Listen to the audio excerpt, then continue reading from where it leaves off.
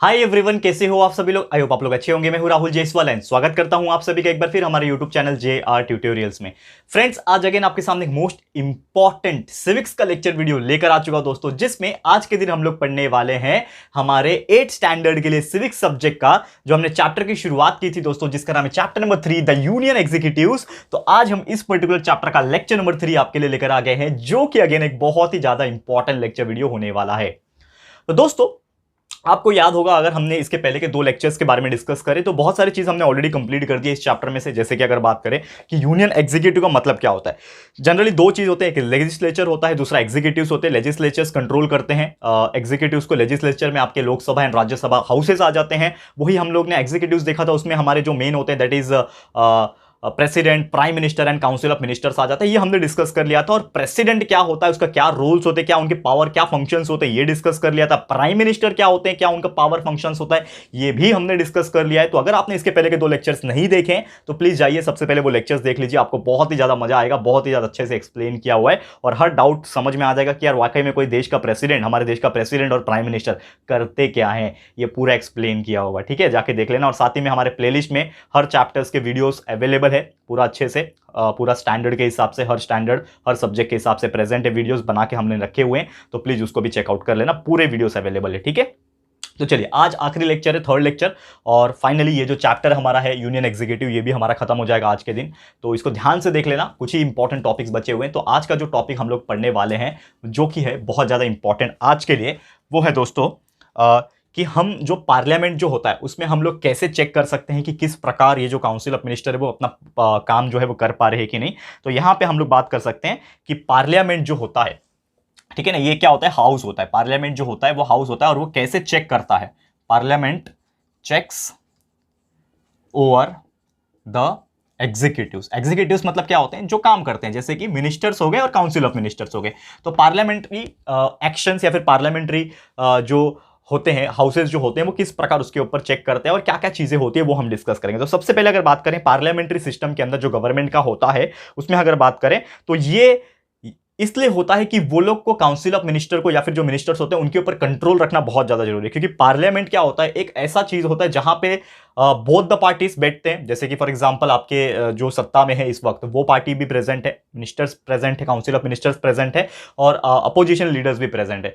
तो हर चीज under control रहे, ये भी किसकी रिस्पॉन्सिबिलिटी होती है, पार्लियामेंट की रिस्पॉन्सिबिलिटी। और सब चीज अंडर कंट्रोल में होना चाहिए। अगर आउट ऑफ कंट्रोल गया तो ये चीज गलत हो जाएगा, against the constitution, against the parliamentary laws हो जाएंगे। तो ये बहुत ज्यादा इंपॉर्टेंट है। और साथ ही में कंट्रोल इस प्रकार किया जाता है कि जब भी कोई मुद्दे का डिस्कशन होता है, जैसे कि कोई लॉ बना रहा है, कोई बिल पास करना है, तो उसके बीच में जो डिस्कशन हो रहा है, जो डिबेट हो रहा है, उसको एक प्रॉपर तरीके से इन ए कंट्रोल्ड मैनर वो हो, इस हिसाब से ये लोग काम करते हैं और इस हिसाब से चीजें जो है होती है। तो क्या क्या चीजें होता है पार्लियामेंट में, क्या क्या चीज होता है, सबसे पहले जो चीज यहां पे हम डिस्कस करेंगे वो होता है दोस्तों डिस्कशन एंड डिबेट्स। ठीक है ना, ये सब जानते हैं दोस्तों कि क्या होता है। आपने अगर थोड़ा भी न्यूज चैनल वगैरह फॉलो किया होगा तो आपको आइडिया होगा। तो डिस्कशन हो सकता है या फिर डिबेट्स हो सकता है। तो डिस्कशन मतलब क्या होता है, जैसे कि एग्जांपल के तौर पे कुछ भी मुद्दा है, जैसे कि एक नया रूल्स निकालना है, एक नया कानून निकालना है, कोई भी सेक्शन को बनाना है, कोई भी आर्टिकल को बनाना है, सेक्शन 391 जो भी है, मुझे आइडिया नहीं है ये 391 या फिर जो भी है, सेक्शन 400, सेक्शन 420 जो भी है, 377। तो there are so many section, you know that. ठीक है ना, और कौन से सेक्शन में क्या कानून होता है वही पढ़ने के लिए लोग लॉ वगैरह पढ़ते हैं। ठीक है ना, ये हम लोग को इतना आइडिया नहीं होता है क्योंकि हम लोग इंजीनियरिंग ग्रेजुएट्स हैं और आप लोग को हम पढ़ा रहे हैं। क्योंकि ये 10th तक आपको सेक्शन वगैरह याद रखने की जरूरत नहीं है, 10th तक एटलीस्ट 12th तक याद रखने की जरूरत नहीं है। जब आप आगे जाके यूपीएससी वगैरह की तैयारी करते हो या फिर आप लॉ के लिए जाते हो तो डेफिनेटली आपको हेल्प होगा। तो अभी आप छोटे हो तो आपको ये सेक्शन, कौन सा सेक्शन किस लिए होता है, ये सोचने की जरूरत नहीं है। ठीक है, तो मैं तो आपको एग्जांपल के तौर पे बोल रहा हूं। तो सेक्शन बहुत सारे होते हैं, तो वो समझ लो, कुछ भी रूल्स निकालना है, लॉ निकालना है, तो उसके लिए डिस्कशन करना एक बहुत ज्यादा इंपॉर्टेंट है। ऐसा नहीं है ना कि मेरे मन में आया कि आज चलो ये निकालते हैं और हम लोग डायरेक्ट जाके बोल देंगे कि आज मुझे ये निकालना है, हम बच्चे जैसा करेंगे, वैसा तो होगा नहीं। तो नॉर्मली एक पर्टिकुलर तरीके से डिस्कशन करना पार्लियामेंट्री हाउस में एक बहुत ज्यादा इंपॉर्टेंट रोल होता है। और एक जो पार्लियामेंट्री हाउस क्या होता है, एक बहुत ज्यादा एक इंटीग्रल पार्ट भी माना जाता है। और ये जो डिबेट्स होता है ना, ये इसलिए होता है क्योंकि अगर कोई चीज अच्छी है तो उसके पीछे कुछ चीज बुरी भी हो सकती है, या फिर कोई चीज बुरी है तो उसके पीछे अच्छाई चीज भी हो सकती है। तो इस हिसाब से डिबेट होता है, डिस्कशन होता है, और जितने भी मेंबर्स होते हैं या तो वो फेवर करते हैं या तो वो स्क्रूटिनाइज करते हैं, यानी कि उसका एडवांटेजेस, डिसएडवांटेजेस, क्या फायदा है, क्या नुकसान है, वो हर चीज यहाँ पे डिस्कशन होता है। और जिसके वजह से ही अच्छे अच्छे लॉज जो है बन पाते हैं। क्योंकि अगर डायरेक्टली होता किसी के कंट्रोल में तो वो तो अपना लॉ बना देता, लेकिन क्या होता है नॉर्मली कि जो लॉ होता है वो यहाँ पे डायरेक्टली हम नहीं बना सकते, ये चीज आपको ध्यान में रखना है। क्लियर है? तो हर चीज के लिए यहाँ पे सोचना, हर चीज के लिए यहाँ पे मैनेज करना एक बहुत ज्यादा इंपॉर्टेंट रोल, एक बहुत ज्यादा इंपॉर्टेंट प्रोसेस जो है वो किया जाता है। साथ ही में अगर बात करें क्वेश्चन आवर की, तो इसके बाद जो होता है दोस्तों वो क्वेश्चन आवर होता है। यानी कि एक बार डिस्कशन हो गया, डिबेट्स हो गया, तो उसके बाद क्या हो जाएगा, दैट इज क्वेश्चन आवर। ठीक है ना? तो क्वेश्चन आवर मतलब क्या होता है कि जैसे कि कुछ भी डिबेट्स वगैरह हो रहा है, डिस्कशन वगैरह हो रहा है, तो उसके बाद क्वेश्चनिंग करना। समझ लो कि जैसे कि मैंने आपको कुछ पढ़ाया, ये जो टॉपिक है मैं आपको पढ़ा रहा हूं, अब ये टॉपिक पढ़ाने के बाद आपको मैं कुछ चीजें पूछ भी सकता हूं कि अरे यार ये चीज क्या है, ये चीज कैसे हो रहा है, ये चीज क्यों हो रहा है। तो हर एक चीज के बारे में हम लोग क्या करते हैं, क्वेश्चन राउंड कर सकते हैं। जैसे मैंने आपको पढ़ाया अभी कि चलो पिछले जो 2 लेक्चर में हमने पढ़ाया था कि प्रेसिडेंट क्या होता है, उसके रोल्स एंड फंक्शंस क्या होता है। फिर हमने पढ़ाया था कि जो पार्लियामेंट्री हाउस में जो प्राइम मिनिस्टर होते हैं, प्राइम मिनिस्टर का क्या फंक्शन होता है, क्या रोल्स होता है, ये सभी चीज हमने डिस्कस किया था प्रीवियस लेक्चर में। तो कल को मैं आपको क्वेश्चन पूछ सकता हूं कि what is the role of president, what is the role of prime minister, ये सभी चीज हमने डिस्कस किया था ऑलरेडी। तो इसीलिए यहां पे क्वेश्चन आवर का होना बहुत ज्यादा जरूरी है। तो क्वेश्चन आवर क्या करेगा, आपको क्या बताएगा कि समझ लो कि कोई भी आर्टिकल है, कोई भी सेक्शन को लागू करना है। ठीक है? तो फॉर एग्जांपल बहुत सारे ऐसे मिनिस्टर्स है, काउंसिल ऑफ मिनिस्टर्स है, उन्होंने बोला कि हाँ चलो इसका ये एडवांटेज है, लेकिन यार कल को कोई क्रॉस सेक्शन भी पूछ सकता है, क्रॉस क्वेश्चन ये पूछ सकता है कि यार अगर आप ऐसा लॉ बना रहे हो तो इसके लिए अगर ऐसा हो गया तो क्या होगा। यानी कि उसके बदले में कुछ क्रॉस क्वेश्चन पूछना। जैसे अगर मैं आपको कुछ चीज का एडवांटेजेस बता रहा हूं कि बच्चा बहुत सारी अच्छी चीज है दुनिया में, तो आप बोलोगे कि सर बहुत सारी बुरी चीज भी है, यानी कि आप क्या कर रहे हो, उसको क्रॉस क्वेश्चन कर रहे हो। तो इसीलिए डिबेट्स होना बहुत ज्यादा इंपॉर्टेंट होता है, जो कि मैंने ऑलरेडी आपको डिस्कस कर दिया। और क्वेश्चन आवर का रहना बहुत ज्यादा इंपॉर्टेंट होता है। और क्वेश्चन आवर अगर नहीं रहेगा तो कुछ भी किसी के मन में भी कुछ डाउट्स रहेगा तो वो क्लियर नहीं रहेगा। और कोई भी सेक्शन को, कोई भी लॉ को एकदम पास करने के लिए उस पर्टिकुलर चीज का क्लियरेंस मिलना बहुत ज्यादा जरूरी होता है। इसीलिए यहां पे मैं आपको बार बार बोल रहा हूं कि ये क्वेश्चन आवर एक बहुत ज्यादा इंपॉर्टेंट रोल इसमें प्ले करता है। ऐसे बहुत सारे और भी पावर्स है, बहुत सारे रूल्स एंड रेगुलेशन भी है, वो भी यहां पे पर्टिकुलर करता है। तो साथ ही में जितने भी काउंसिल ऑफ मिनिस्टर होते हैं, क्वेश्चन आवर के दौरान क्या होता है, कोई गवर्नमेंट को क्रिटिसाइज भी कर सकता है। जैसे कि कोई अपोजिशन में लीडर बैठा है, ठीक है ना, हो सकता है अभी बीजेपी चल रही है तो हो सकता है अपोजिशन में कांग्रेस बैठी है,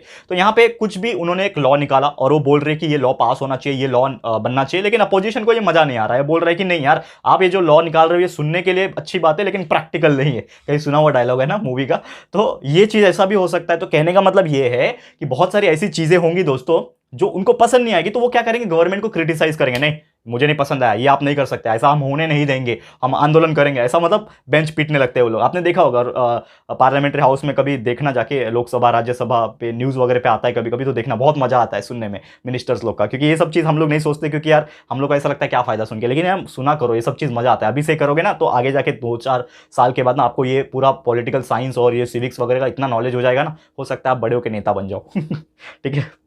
तो ये सब चीज़ बहुत अच्छे से आप कर सकते हो। ठीक है? तो बहुत सारे आर्ग्यूमेंट्स वगैरह होते हैं, और कभी कभी ऐसा होता है कि कुछ लोग नाराजगी में वो जो पार्लियामेंट्री हाउस होता है ना उसको छोड़ के भी चले जाते हैं, यानी उठ के गुस्सा होकर चले गए। ठीक है ना? और हो सकता है कुछ लोग वापस आ भी सकते हैं। तो ये सब चीज़ें भी होती रहती है पर्टिकुलर इसमें। ठीक है? अब ये हो गया हमारा क्वेश्चन आवर। थर्ड अगर मैं बात करूं, जिसको हम लोग बोलते हैं जीरो हावर। अब ये जीरो हावर क्या होता है, नाम से ही पता चल जाएगा, जीरो हावर यानी कि 12 बज गए, 12 o'clock।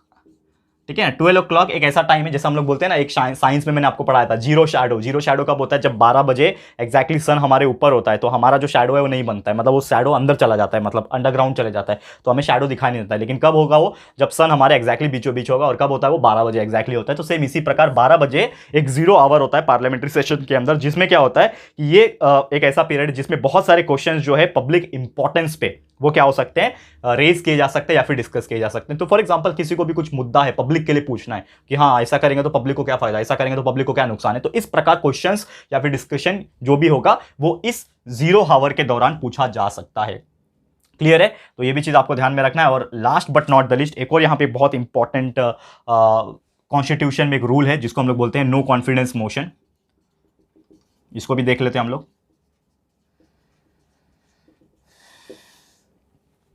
नो कॉन्फिडेंस मोशन की अगर हम बात करें तो इसमें क्या होता है कि ये एक बहुत ही अच्छा इफेक्टिव वे है, ताकि जो काउंसिल ऑफ मिनिस्टर्स है वो क्या परफॉर्म कर रहे हैं, कैसा काम कर रहे हैं, सब कुछ प्रॉपर तरीके से हो रहा है कि नहीं हो रहा है, ये सब चीज को देखने का इनका काम होता है नो कॉन्फिडेंस मोशन के अंदर। और ये गवर्नमेंट जो है पावर में स्टे है कि नहीं, पावर में सत्ता में रह रही है कि नहीं, और हर चीज प्रॉपर तरीके से हो रहा है कि नहीं लोकसभा के अंदर, ये सभी चीज डिस्कस करता है नो कॉन्फिडेंस मोशन। साथ ही में ये बताता है कि जो पार्लियामेंट होता है, जो मेंबर्स है जितने भी पार्लियामेंट, उसमें मतलब एक तरीके से मेजोरिटी की लॉस तो नहीं हो रही। जैसे कि आपको पता है कि हमें गवर्नमेंट बनाने के लिए मेजोरिटी की जरूरत पड़ती है, यानी कि अगर 100 है तो 100 में से 51% लोग हमारे साथ होने चाहिए, तब हम मेजोरिटी में रहेंगे। अगर थोड़ा भी कम हो गया तो हम सत्ता से चले जाएंगे और हमारी गवर्नमेंट चली जाएगी। ठीक है, तो नॉर्मली क्या होता है, एक नो कॉन्फिडेंस मोशन होता है जिसमें एक तरीके से काउंटिंग आप बोल सकते करवाया जा सकता है और ये पता लगाया जा सकता है कि वाकई में इसके पास मेजोरिटी है या फिर नहीं है। ठीक है, तो जितने भी मेंबर्स होते हैं हाउस के अंदर नॉर्मली नो कॉन्फिडेंस मोशन में आ सकते हैं बाय सिंपली वो बता सकते हैं हम लोग को ये जो कॉन्फिडेंस नहीं है कि हम लोग गवर्नमेंट रहेंगे। ठीक है ना, we do not have any confidence in the government, और ऐसा अगर होगा तो यहाँ पे मेजोरिटी सपोर्ट प्रोवाइड किया जाएगा एंड जो काउंसिल ऑफ मिनिस्टर्स रहेंगे उसको रिजाइन करना पड़ेगा। यानी इन शॉर्ट अगर एक कंक्लूजन पॉइंट ऑफ व्यू अगर मैं बोलूं दोस्तों कि समझ लो कि कोई अपोजिशन में है, थोड़ा सा इसको समझ लो। ठीक है ना, अभी मैंने आपको बताया होगा तो थोड़ा सा आपको मैंने हार्ड लैंग्वेज में बताया, लेकिन सबसे सिंपल लैंग्वेज में थोड़ा सा एक्सप्लेन करके बताता हूं कि समझ लो कोई अपोजिशन में बैठा हुआ है और एक सामने वाली पार्टी जो है, कोई एक पार्टी है वो ऑलरेडी सत्ता में है यानी सरकार बना के रखी है, लेकिन अपोजिशन को लग रहा है कि ये जो पार्टी है ना इसके पास ना पूर्ण बहुमत नहीं है, मतलब इसके कुछ लीडर्स, इसके कुछ मिनिस्टर्स जो है वो यहाँ पे साथ नहीं है, यानी कि इनके पास पूरा 100% मेजोरिटी जो होना चाहिए, मतलब इलेक्शंस के हिसाब से मैं बोल रहा हूं जितना मेजोरिटी होना चाहिए उतना नहीं है। तो अपोजिशन वाले क्या कर सकते हैं, नो कॉन्फिडेंस मोशन जो है वो क्रिएट कर सकते हैं। नो कॉन्फिडेंस मोशन क्रिएट करने का मतलब ये है कि वो बोलेंगे, क्या बोलेंगे अपोजिशन वाले लीडर्स, कि मुझे इस सरकार के ऊपर, ये जो पार्टी है इस सरकार के ऊपर अभी कॉन्फिडेंस नहीं है कि इनके पास मेजोरिटी है कि नहीं, तो आप क्या करो वापस से रिकाउंट करवाओ। तो अगर ये पार्टी के पास वाकई में नहीं रहेगा मेजोरिटी तो ये क्या हो जाएगा, इसके जितने भी काउंसिल ऑफ मिनिस्टर्स रहेंगे उनको रिजाइन करना पड़ेगा, अपने पोस्ट से रिजाइन करना पड़ेगा, और हो सकता है ये अपोजिशन पार्टी जो है वो अपना सरकार बना ले। तो ऐसा भी होता है जिसको नो कॉन्फिडेंस मोशन बोलते हैं। क्लियर है? तो उम्मीद करता हूं कि आपको ये चीज भी बहुत ही इजीली समझ में आ गया होगा। तो बस दोस्तों यही था हमारा बचा हुआ टॉपिक्स जिसको हमने टोटली अच्छे से एक्सप्लेन कर दिया, और उम्मीद करता हूं कि आपको बहुत अच्छे से समझ में आ गया होगा। तो हमने देख लिया कि पार्लियामेंट्री कैसे एग्जीक्यूटिव्स के ऊपर नजर रखता है, चेक करता है, जिसमें डिस्कशन एंड डिबेट्स होते हैं, क्वेश्चन आवर्स होता है, 0 आवर होता है, नो कॉन्फिडेंस मोशन होता है। तो इसी के साथ हमारा ये जो चैप्टर है दोस्तों वो होता है टोटली 100% कंप्लीट, जिसका नाम है यूनियन एग्जीक्यूटिव। तो इसी के साथ हमारा चैप्टर कंप्लीट हो गया, और आप लोग को ये चैप्टर कैसा लगा है प्लीज हमें कमेंट करके बताना, अपनी राय और सजेशन जरूर से देना। वीडियो पसंद आया है, अच्छा लगा है दोस्तों, तो प्लीज वीडियो को लाइक कीजिएगा दोस्तों, एंड शेयर जरूर से कर देना, अपने सारे फ्रेंड्स एंड रिलेटिव्स को फटाफट से शेयर कर देना दोस्तों। एंड अगर आपने अभी तक इस चैनल को सब्सक्राइब नहीं किया तो फटाफट से हमारे चैनल को भी सब्सक्राइब कर देना, साथ में एक बेल आइकन होता है उसको प्रेस कर देना, ताकि फ्यूचर में हम कभी भी कोई भी वीडियोस को अपलोड करेंगे तो आप लोग को नोटिफिकेशन मिलती रहेगी। ठीक है फ्रेंड्स, तो मिलते हैं हमारे अगले वीडियो में। ये वीडियो देखने के लिए thank you and good bye.